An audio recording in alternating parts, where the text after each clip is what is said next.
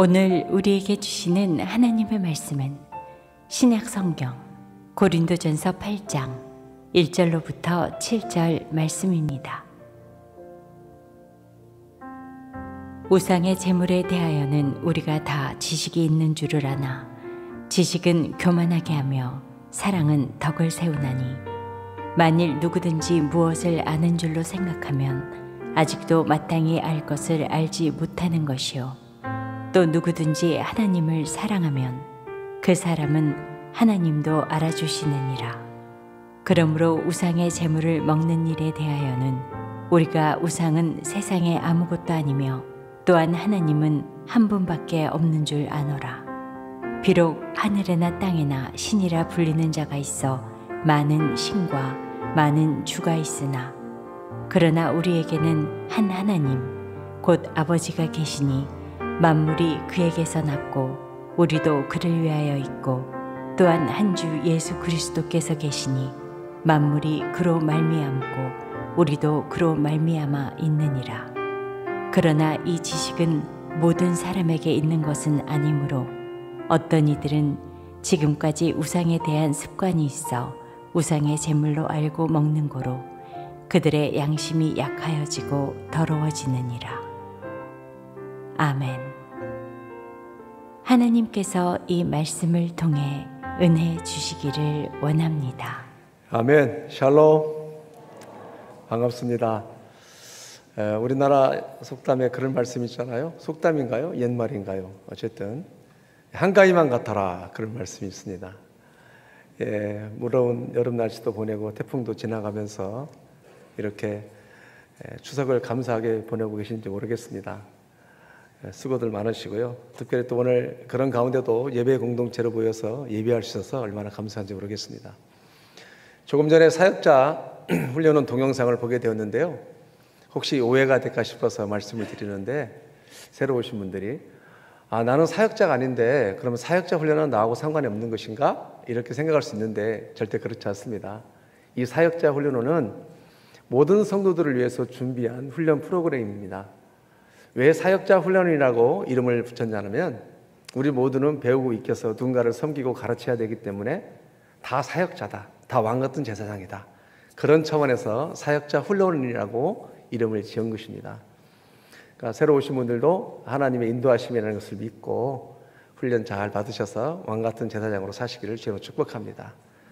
제사장으로 산다고 하는 것은 저절로 사라지는 것이 아닙니다. 배우고 알고 익혀서 우리가 아는 만큼 유익이 되고 또 아는 만큼 살 수 있는 것입니다. 그렇게 45광자가 개설되어 있으니까 많은 분들이 적극적으로 참여해 주시길 바라겠습니다. 우리는 계속해서 고린도전서를 살펴보고 있는데요. 지난 시간에 사도 바울이 말하기를 고린도 지역에 고린도 교회가 세워지기까지 그가 고백하기를 그는 말합니다. 내가 생각하기에 하나님이 사도인 우리를 죽이기로 작정한 자같이 끄트머리에 세우기도 하셨고 우리를 천사와 사람들에게 구경거리가 되기도 하셨다고 했어요. 때로는 줄이고 목마르게도 하고 정처 없고 매맞게도 하고. 자, 무슨 말씀이냐면은 고린도 교회를 하나님께서 너무 사랑하셔서 예수 그리스도의 십자가의 은혜가 그들에게 전해져야 되기 때문에 하나님의 열심과 하나님의 사역자들이 수고와 헌신들이 있었다 그 얘기입니다. 뿐만 아니라 그 고린도 지역 노예들이 많았고 가난한 사람이 많았는데 복음이 들어오면서 하나님은 어떤 은혜를 주셨냐면 배부게도 하시고 풍성케도 하셨어요.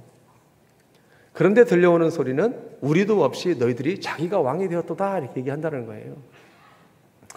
여러분 그 복음이 찾아와서 우리로 배부르게 하고 풍성케 했다라면 하나님의 제사장으로 삼았다라면 우리는 어떻게 살아야 되는 것인가? 죄에 대해서 민감해야 되는 거겠죠?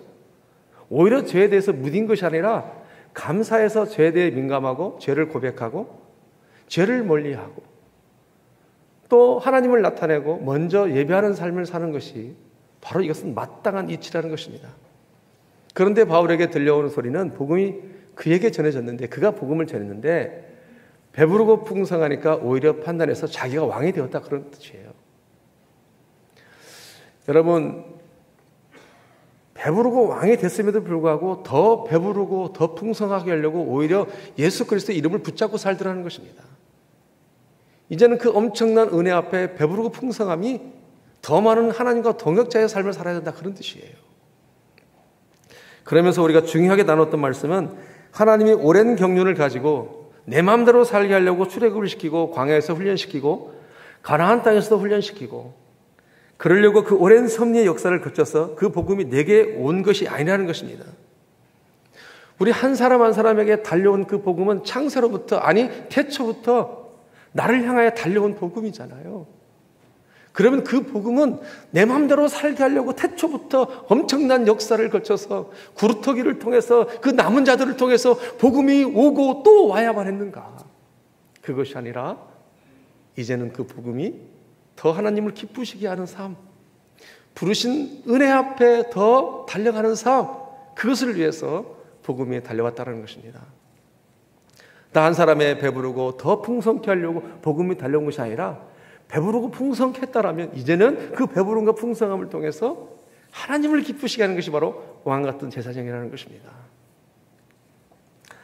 자, 오늘 말씀은 고린도 교회가 어떤 문제가 있냐면 우상에 바쳐진 제물을 먹어도 되는가 먹지 말아야 되는가 이 문제로 생각이 나누어지고 분쟁이 하고 있다, 그런 뜻입니다. 4절 말씀이잖아요. 당시 고린도 도시들에서는 여러 신들을 다양하게 섬기는 종교적인 제사가 참 많았다고 합니다. 이렇게 여러 신들을 섬기는 종교적인 제사가 많다 보니까 많은 고기가 제물로 드려졌던 거예요. 그래서 제사장들이 처리하게 됐지만 남은 고기들은 시장으로 흘러나와서 판매가 되어지는 상황이었습니다. 그런 사람들이 알죠. 그렇게 드려졌던 제물들이, 그리고 그렇게 됐던 음식들이 시장에 나와서 판매된다는 걸 알고 있었던 거예요. 그러므로 이 문제 때문에 시비가 걸린 겁니다. 절대로 그리스도인의 것을 먹으면 안 된다. 아니, 먹어도 된다. 두 파로 나눠진 것입니다. 한 파는 유대교였다가 그리스도교로 바뀌었던 사람, 모세 율법관을 가지고 있었던 사람들은 절대로 안 되는 거예요.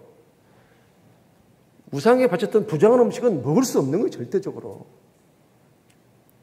칼이 목에 들어와도 이분들은 힘든 거예요. 그러나 또 한 파는 이방인이었다가 바로 그리스도로 들어왔던 사람들, 이 사람들은 예수 그리스도의 십자가의 은혜가 우리를 자유케 하려고 했는데 뭐 그것이 이렇게 복잡하냐, 도사를 했든 우상을 숭배를 했든 거기에 바쳤던 그 무슨 음식은 음식이지 뭐 이렇게 힘들게 그러냐, 이런 문제로 지금 파가 나눠진 거예요. 바울은 이 문제를 해결해야 되는 것입니다.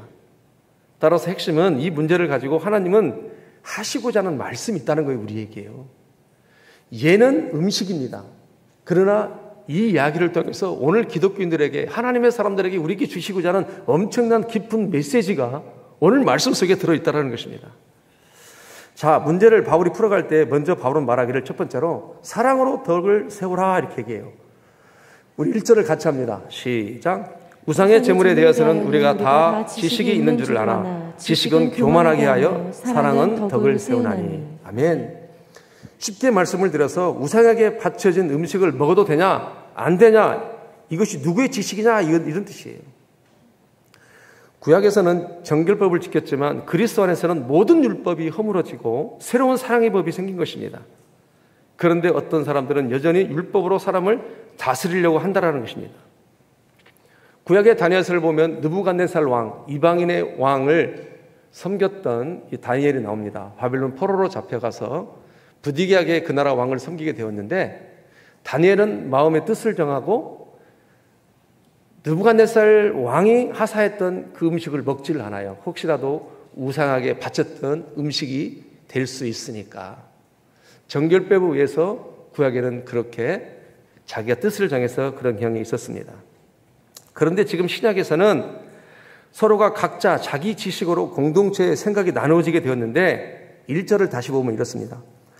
우상의 제물에 대해서는 우리가 다 지식이 있는 줄로 아나, 이렇게 얘기하잖아요.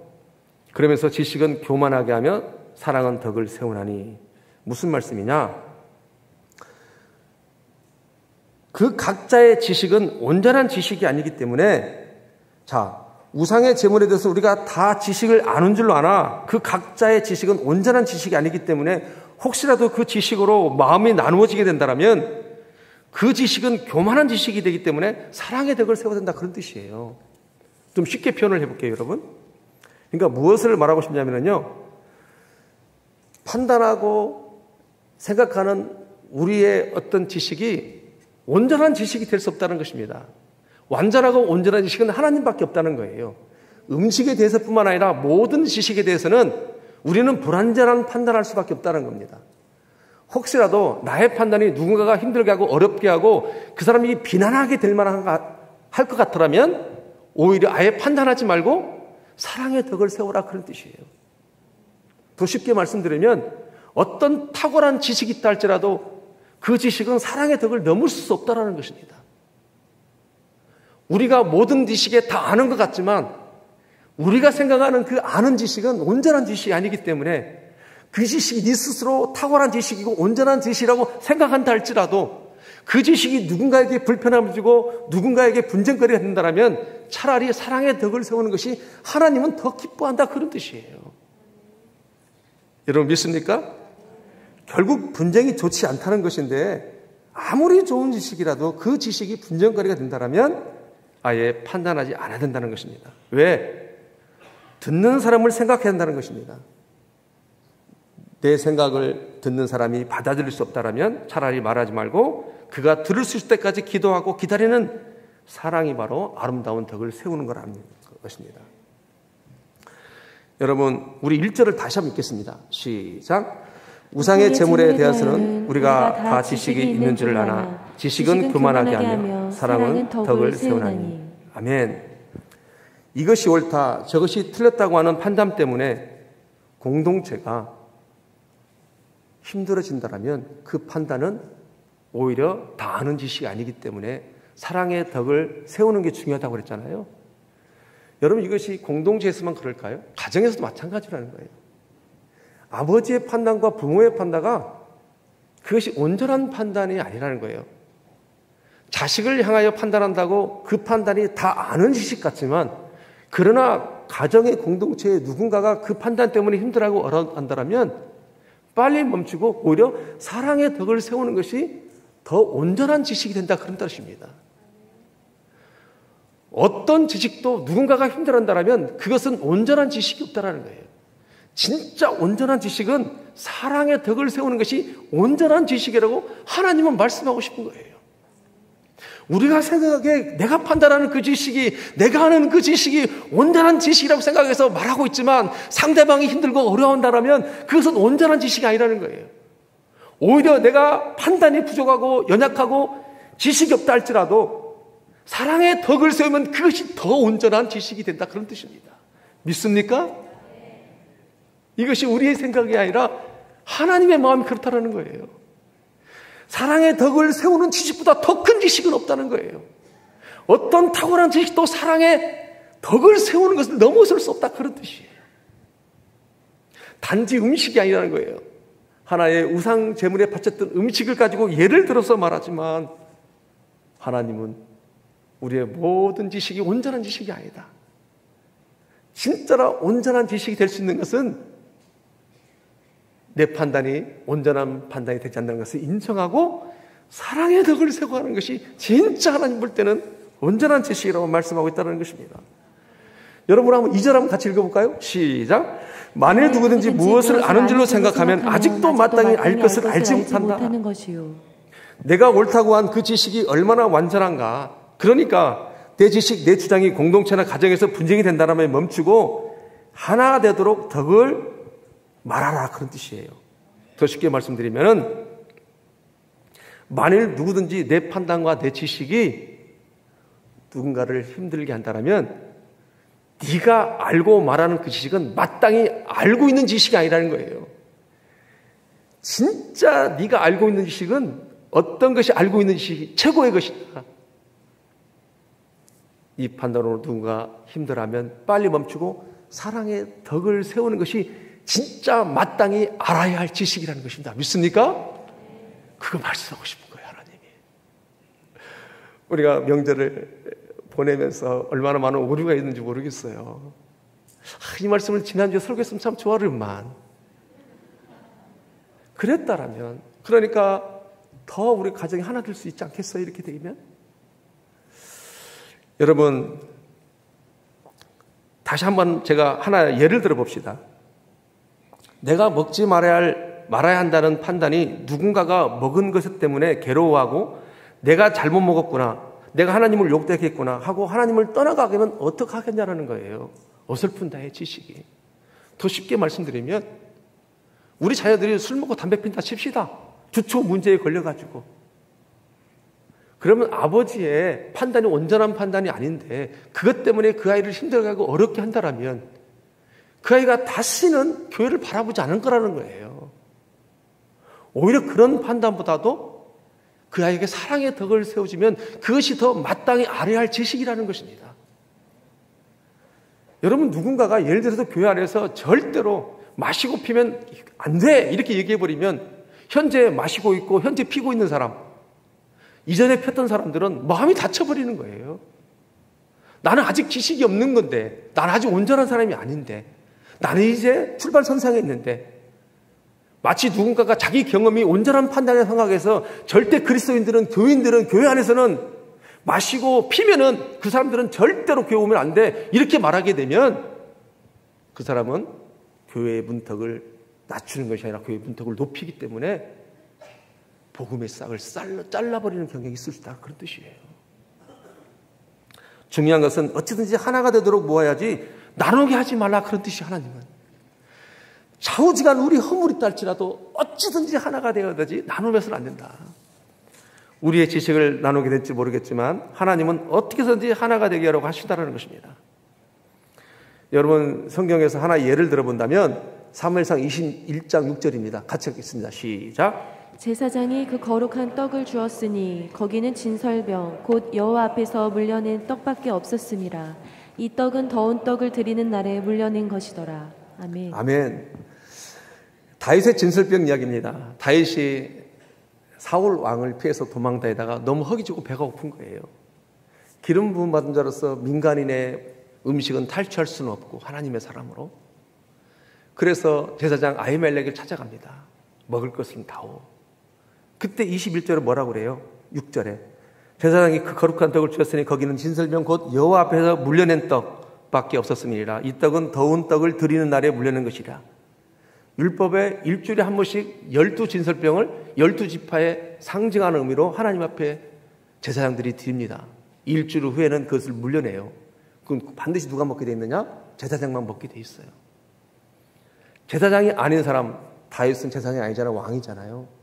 그러면 일반 사람이 그걸 먹으면 반드시 죽게 돼 있다라고 모든 사람이 알고 있어요. 다윗이 이 음식을 먹었네?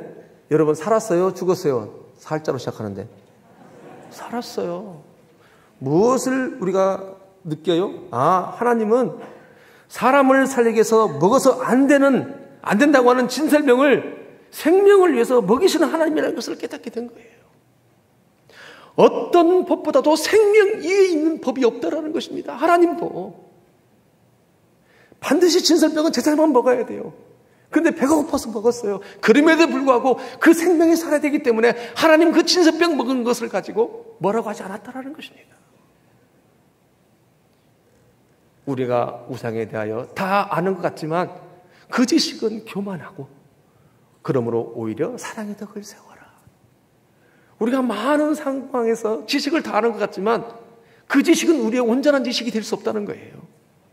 그러므로 온전하다고 생각하는 그 지식, 내 판단이 누군가에게 힘이 되고 어렵다라면, 불편하다라면 하나님은 오히려 판단을 하지를 말고 아예 사랑의 덕을 세우라 이렇게 말씀하셔요. 한 예를 들어봅시다. 내 지식으로 우리 교회에 역시 말씀 사역자가 최고야 이렇게 하면은 내가 열심히 해서 말씀 사역자가 길이 갈 수 있는 사람은 기쁘죠. 그렇지 않은 사람은 그러면 어떻게 해요? 여러분, 말씀 사역자를 안 하는 사람은 뭐가 됐냐면 자체로 상하가 나누어지는 것입니다. 그러니까 우리는 어떻게 생각해야 돼요? 우리 교회는 말씀 사역자도 필요하고 봉사 사역자도 필요하고 주차 사역자도 필요하고 너무 귀해. 그리고 재정 사역자도 필요해. 교육부에서 필요한 사역자들도 필요해. 여러분, 여기에 속한 모두가 하나 되는 것입니다. 이렇게 표현을 하게 되면.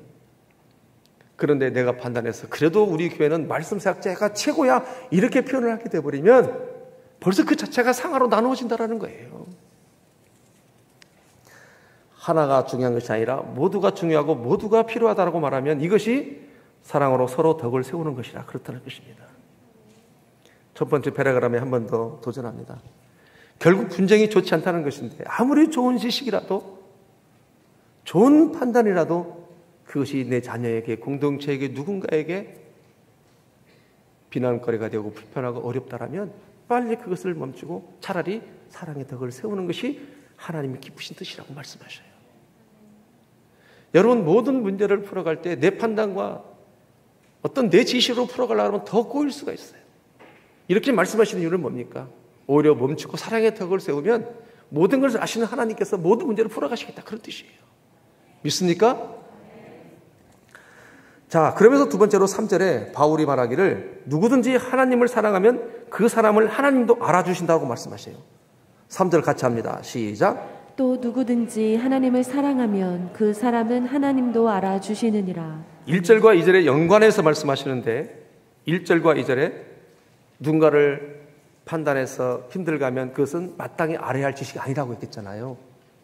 사랑의 덕을 세우는 것이 진짜 하나님이 기뻐하시는 거라고 그랬잖아요. 그러면서 3절을 말씀하시는 거예요. 누군지 하나님을 사랑하면 그 사람은 하나님도 알아주신다. 이렇게 질문식으로 말씀을 드려볼게요. 내가 하나님을 사랑한다라고 할 때 하나님은 그것을 잘 알아요? 몰라요? 알자로 시작하는데 알죠. 내가 하나님을 사랑하는지 안 사랑하는지 하나님 너무너무 잘 알아요. 그럼 반대로 내가 하나님을 사랑한다고 말해놓고 사랑하지 않는 것도 하나님은 또 잘 알아요. 그럼 어떤 것이 중요해요? 내가 하나님을 사랑한다라고 말을 하고 사랑하지 않는 것과 내가 하나님을 사랑한다고 말하면서 하나님 보시기에 네가 나를 사랑하는구나 하고 행동하는 것이 중요해요. 행동하는 것이 중요하잖아요. 여기서 이 말씀하는 이유는 다시 한번 말씀드리면 누구든지 하나님을 사랑하면 그 사람은 하나님도 알아주신다. 이 말씀은 지금부터 말씀이 중요한데 내가 지식의 말로 이웃을 힘들게 하면 그것이 하나님을 사랑하는 것이냐? 그런 뜻이라는 거예요. 그러나 네가 하나님을 사랑함으로 이웃을 힘들게 하는 것을 멈추는 것을 나를 사랑하게 멈추기 때문에 하나님도 그걸 알고 있다, 그런 뜻이에요. 즉 하나님을 사랑한다고 하면서 말로만 사랑한다고 하고 행동하지 않는 것과 하나님을 사랑하기 때문에 이웃이 힘들어하는 판단을 내가 멈추는 것을 하나님을 사랑하기 때문에 멈추는 것을 하나님도 그걸 안다라는 거예요. 여러분, 우리 3절 다시 한번 읽겠습니다. 시작. 또 누구든지 하나님을 사랑하면 그 사람은 하나님도 알아주신다. 아멘. 예를 들어 봅시다. 하나님이 우리를 부르셨어요. 그래서 우리가 교회가 되어졌어요. 그리고 그 모인 사람들이 서로 사랑하고 서로 섬겨준다고 해봐요. 그러면 하나님을 사랑하는 거라는 것입니다. 굳이 사랑해요 하지 않아도 불러주셨다는 것만으로도 한 공동체가 묶어졌다는 것만으로도 어떤 상황을 넘어서서 서로 사랑하고 사랑하면 하나님을 사랑하기 때문에 사랑하면 그것은 나를 하나님을 사랑하는가라고 하나님도 알아주시겠다, 이렇게 표현하고 말씀하신다는 것입니다. 이렇게 하나님을 불러 모았다는 이유로 서로 힘쓰고 애써서 사랑하고 살면 이것이 하나님을 사랑한다 이야기예요. 이것을 가정에 한번 대입해 봅시다.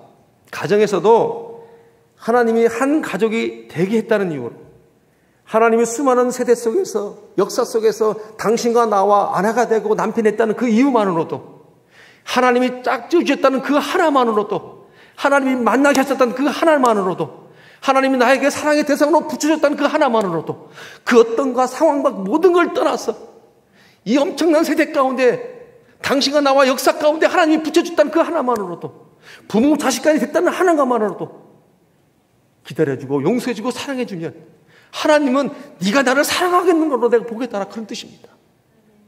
옳고 그름을 떠나서 하나님이 허락했다는 그 존재만으로도 다 떠나서 기다려주고 참아주고 용서해주면 네가 나를 사랑하기 때문에 그렇게 하는 것으로 하나님도 안다, 그런 뜻입니다.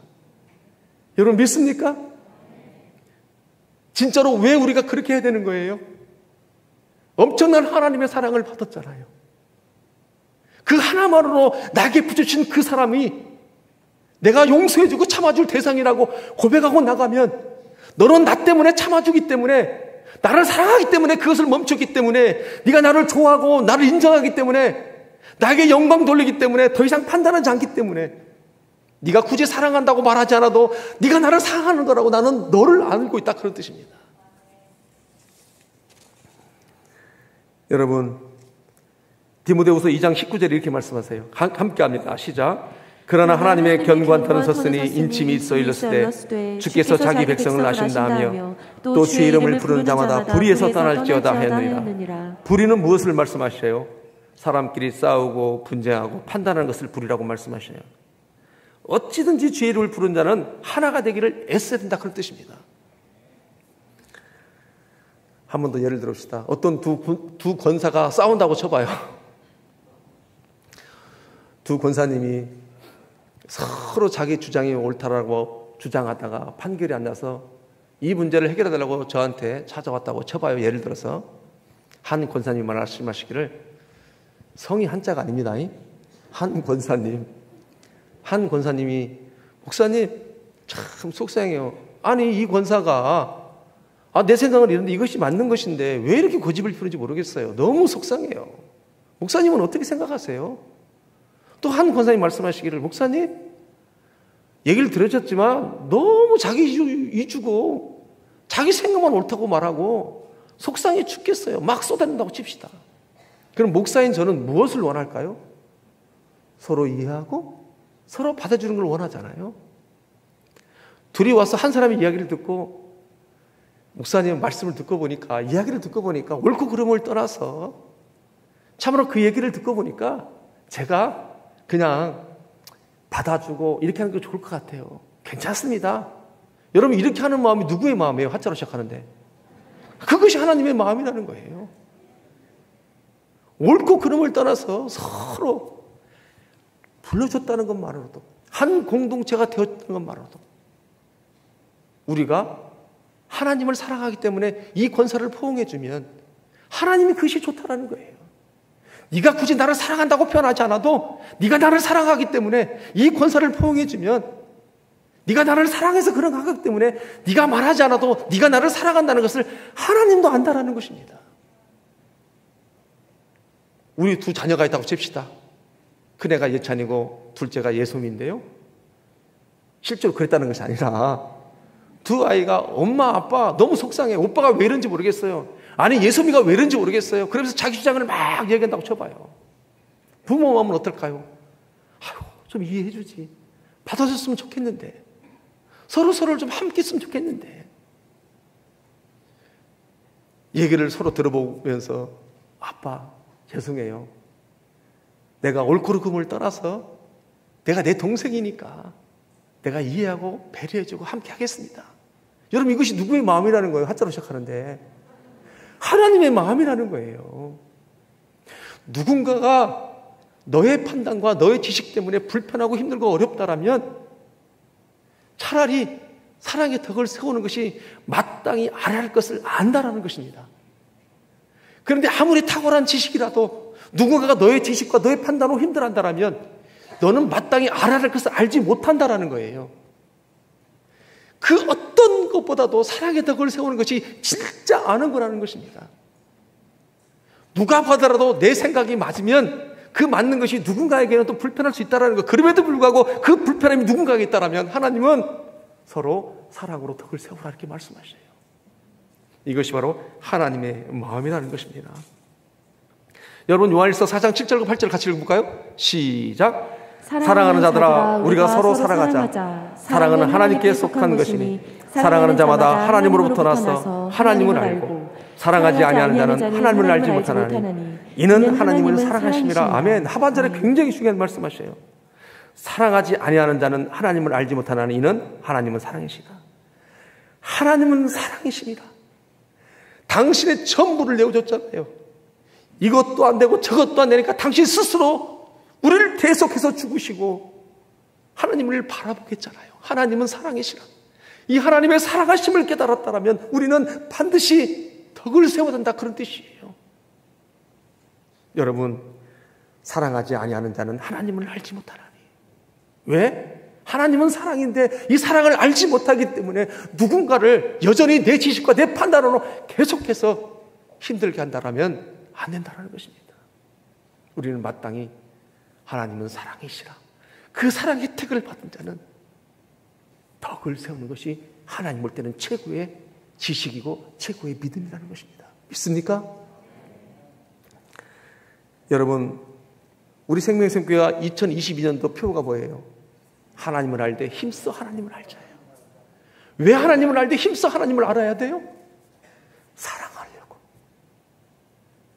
하나님을 알되 힘써 알아서 그 지식으로 누군가 그 지식이 틀렸다고 지적하려고 하나님을 알되 힘써 하나님을 알아가는 것이 아니라, 진짜 하나님을 알되 힘써 알아가는 이유는 하나님의 통치권을 가지고 sonship과 kingship을 통해서 이웃을 사랑하고 더 많은 사람들을 세우고 살리기 위해서 하나님을 알고 더 알아가려고 하는 거예요.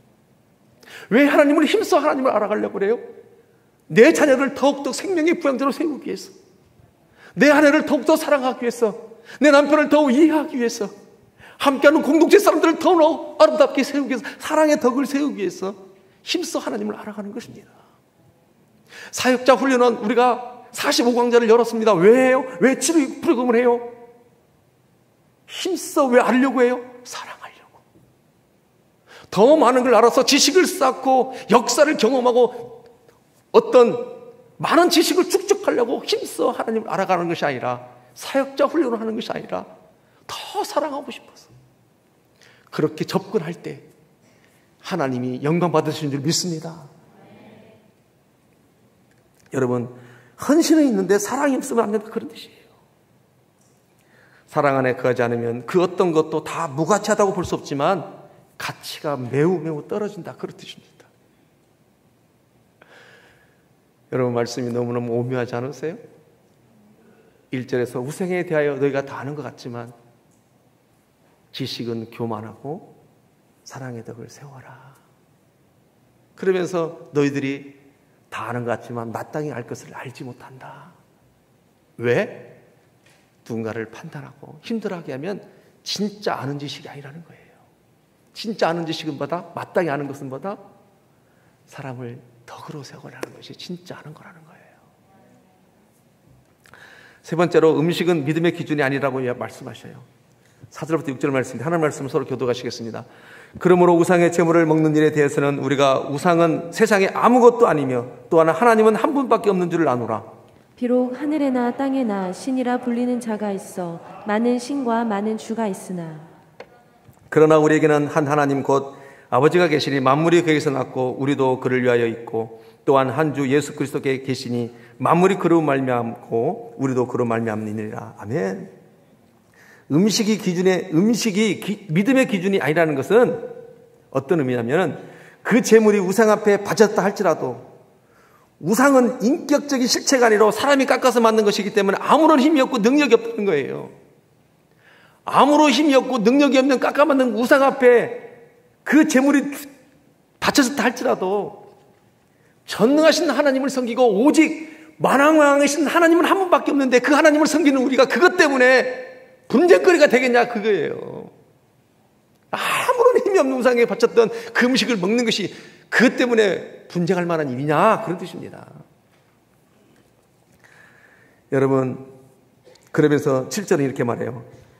그러나 이 지식은 모든 사람에게 있는 것이 아니므로 어떤 이들은 지금까지 우상에 대한 습관이 있어 우상의 재물을 알고 먹는 거로 그들의 양심이 약해지고 더러워지느니라. 무슨 말씀이냐면, 하나님에 대한 지식이 모든 사람이 동일하지 않기 때문에 함부로 판단하지 말라는 거예요. 오히려 누군가가 한 사람이, 다시 한번 반복하면, 그리스도인들이 절대로 술, 담배를 마시고 피면 안 돼, 이렇게 판단해버리면 지금 마시고 피는 사람들은 어떻게 되는 거예요? 아, 내가 하나님을 욕되게 했나? 그러면서 하나님을 떠나가는 경향이 있었다는 거예요. 절대로 음식은 믿음의 기준이 아니라는 거예요. 그것을 먹고 피고 마신다고 해서 믿음이 없는 것도 아니고, 그것을 먹고 마시지 않는다고 해서 믿음이 있는 것도 아니라는 것입니다. 진짜 중요한 것은 사랑의 덕을 세워가는 것이 진짜 믿음이라는 것입니다. 여러분 믿습니까? 그러면서 이제 마지막으로 바울이 굉장히 중요한 말을 해요. 9절에 이렇게 말을 해요. 너희의 자유가 믿음이 약한 자들을 걸려 넘어지지 않도록 하라고 얘기를 해요. 그런즉 너희의 자유가 믿음이 약한 자들에게 걸려 넘어지지 하는 것이 되지 않도록 조심하라. 10절에도 말씀하시죠. 지식 있는 네가 우상의 집에 앉아 먹는 것을 누구든지 보면 그 믿음이 약한 자들의 양심이 담력을 얻어 우상의 제물을 먹게 되지 않겠느냐. 무슨 말씀이에요? 지식 있는 자들은 누구예요? 중직자를 말합니다. 아니, 먼저 믿은 자들을 말하는 거예요. 하나님이 뭘 기뻐하는지를 아는 자들이 지식 있는 자들이죠. 근데 그들이 사업을 위해서 점집에 앉아가지고 먹고 마시면서 내가 앞으로 어떻게 될 것인가요? 이렇게 물을 때 누군가가 그를 보면 담력을 얻어서 그 사람도 동일하게 우상을 섬기지 않겠냐, 그런 뜻이에요. 그러므로 누군가가 걸려 넘어지지 않도록 반드시 조심하라는 거예요. 너의 자유가 점집에 들어갈 수도 있다 없다 그걸 넘어서서 너의 자유가 누군가는 담력을 얻어서 진짜로 우상 숭배하는 일들이 있을 수 있다, 그런 뜻입니다. 여러분, 그러면서 바울이 결론이에요. 13절 같이 합니다. 시작. 그러므로 만일 음식이 내 형제를 실족하게 한다면 나는 영원히 고기를 먹지 아니하여 내 형제를 실족하게 하지 아니하리라. 바울은 말합니다. 우상에게 바쳐진 고기를 먹어야 되느냐 아니냐 이것 때문에 내가 판단하지 않고, 만약에 나는 자유하지만 먹을 수 있지만 누군가가 우상에게 바쳐진 음식을 먹는 것 때문에 실족한다면 나는 영원히 먹지 않겠다고 얘기를 해요. 할 수 없어서가 아니라. 여러분, 지난 시간에 바울은 복음이 전해지기 위해서 많은 고난을 감수했다고 그랬죠. 오늘 말씀은 뭐예요? 이 복음이 온전하게 세워지기 위해서는 자기 자유를 포기하겠다, 그런 뜻이에요. 하나님의 복음이 온전히 세워지기 위해서는 내가 판단하는 것을 포기하겠다, 그런 뜻이에요. 진짜로 하나님의 복음이 더 아름답게 세워지기 위해서는 내가 내 지식으로 누군가를 판단할 수 있지만 그것이 누군가의 실족이 된다면 나는 오히려 사랑의 덕을 세우겠다, 그런 뜻입니다. 예수님의 마음인 것이죠. 예수님이 99마리를 놓고 그 한 마리를 잃어버린 몸을 찾아갑니다. 여러분, 한 마리가 소중해서 예수님이 찾아간 것이 아니라 100마리가 다 소중한 거예요. 100마리가 다 같이 갔으면 좋겠는 거예요, 예수님은. 바울이 그 마음을 알았던 것입니다. 그러니까 바울은 어떤 마음이에요? 복음의 울타리에 들어온 모든 영혼은 한 영혼도 놓치고 싶지 않은 거예요. 그래서 본인은 자기의 자유를 포기하겠다고 말한다는 것입니다. 하나님 앞에 사랑받은 자로서 복음이 더 아름답게 가치 있게 세워지기 위해서는 내가 자유하지만, 내가 누구를 판단해도 내가 구원에서 멀어지진 않지만, 내 지식이 누군가를 판단해서 힘들게 한다고 해서 내 삶이 어떻게 잘못되지는 않지만, 그러나 내 가족에, 내 자녀들이 하나님 앞에 가치가 있는 존재라면 나는 그 아이를 판단하지 않고 오히려 사랑의 덕을 세워서 주님의 마음을 가지고 살겠다고 하는 것이 바울의 마음이라는 것입니다. 믿습니까? 그렇다면 우리도 마찬가지라는 거예요. 우리도 자유하지만, 여러분, 바울이 왜 자유를 포기해요? 사랑하니까. 예수 그리스도가 왜 자유를 포기하시고 이 땅에 오셔서 십자가를 짚으셨어요? 사랑하니까. 복음의 진술을 안 바울은 주님의 마음을 알았던 것입니다. 형제를 위하여 지식의 판단을 멈추고 그 형제가 그리스도를 온전하게 바라보고 믿고 성장할 때까지 그 형제의 시선과 동일하게 맞춰주겠다고 하는 것이 바울의 마음이라는 것입니다. 여러분, 누가복음 10장 27절 같이 읽겠습니다. 시작. 대답하여 이르되 내 마음을 다하며 목숨을 다하며 힘을 다하며 뜻을 다하여 주 너의 하나님을 사랑하고 또한 내 이웃을 내 자신같이 사랑하라 하였나이다. 마가복음도 같이 합니다. 시작. 또 마음을 다하고 지혜를 다하고 힘을 다하고 하나님을 사랑하는 것과 또 이웃을 자기 자신과 같이 사랑하는 것이 전체로 드리는 모든 번제물과 기타 제물보다 나으니라. 아멘. 오늘 세 가지 말씀하셨어요. 사랑의 덕을 세워라. 우리는 하나님만이 완전한 지식이고 우리 지식은 완전할 수 없습니다. 그것을 인정하고 누군가가 내 판단이 힘들어한다면 오히려 사랑의 덕을 세워라. 이것이 하나님의 기쁘신 뜻이다. 두 번째, 예수님을 사랑하는 것은 예수님도 안다는 거예요. 그래서 예수님 때문에 우리가 누를 받아주고 용서해주고 불려주셨다는 것 때문에, 함께 공동체로 묶으셨다는 것 때문에, 옳고 그름을 떠나서 품고 사랑하면 네가 나를 사랑하기 때문에 그렇다는 것을 하나님도 알고 있다는 거예요. 셋째, 음식은 믿음의 기준이 아니다. 그러니까 내가 그 사람을 판단할 수도 있고 정죄할 수도 있지만 그 자유를 나는 포기하겠다. 왜? 온전한 복음이 세워지기 위해서. 이와 같은 마음으로 가정에서, 공동체에서 멋지게 살아가는 은혜가 있기를 주님 축복합니다. 기도하시겠습니다. 참 좋으신 하나님, 우리의 어떤 지식보다도 더 큰 지식은 사랑의 덕을 세우는 거라고 말씀하십니다. 사랑의 덕을 세우지 않고 다른 지식으로 누군가를 세우려고 하면 마땅히 알아야 할 것을 알지 못한다라고 말씀하십니다. 하나님 감사합니다. 오늘 말씀하신 바를 정직하게 받아들이고 주의 음성으로 듣고 우리의 가정들이, 우리의 공동체가 다 아름답게 세워진 은혜가 있게 하여 주옵소서. 예수님의 이름으로 기도합니다. 아멘.